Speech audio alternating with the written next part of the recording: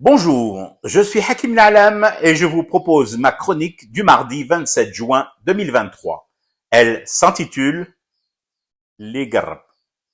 Ligrab. Ligrab.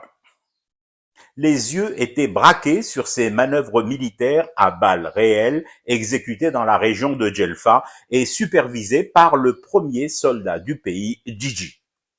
Peut-être fallait-il les regarder avec un seul œil, ces opérations spéciales, et utiliser le second œil pour un autre grand événement, une opération à ciel ouvert, grand ouvert, une manœuvre industrielle à échelle énorme. Le coup d'envoi d'un projet d'aciérie hors norme avec la partie chinoise. Un projet assis sur un investissement d'1 milliard de dollars. Alors oui, les balles et missiles en alliage de métaux différents fusaient à Djelfa, frappaient avec la force et la précision du fer et des règles de la balistique leurs objectifs. Et le fer va battre, chauffer et prendre forme à peine extrait des mines, elles aussi hors normes de Garajbilet. Le message est clair pour ceux dont le métier est de crier au gaspillage de l'argent public dans des dépenses militaires qui assurent à partir de Londres, Montréal, Ottawa, Paris ou encore Rabat que cet argent pourrait servir à nourrir un peuple affamé qui se bat pour un sachet de lait. Nous brûlons le fer de toutes les manières qu'il nous sied de le faire, en l'extrayant d'une part et d'autre part en le percutant dans nos armes pour mieux les huiler, les entretenir, les entraîner à clouer le bec de tous ceux tentés de venir tâter de nos deux fers au feu. Ligrab.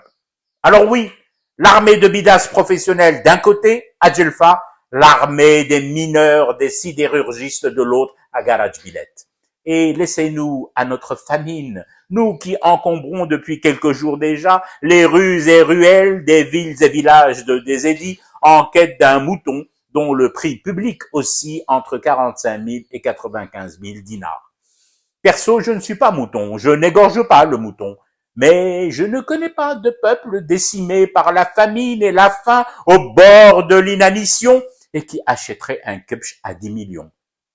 Si je cite cet exemple, c'est juste pour souligner le ridicule de cette propagande qui veut nous faire passer pour une peuplade errante, des zombies tuant le temps à pister les sachets de lait et l'oignon. Fantasme récurrent d'un royaume dont les sujets femmes, transformés en mules, croulant sous le poids de ballots de fripes et de drogues dissimulées, se tuent à cette vie d'esclaves du XXIe siècle.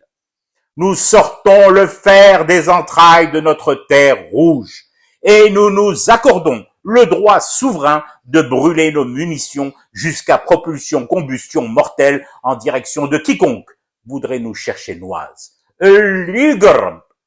Ligrab. Je fume du thé et je reste éveillé. Le cauchemar continue.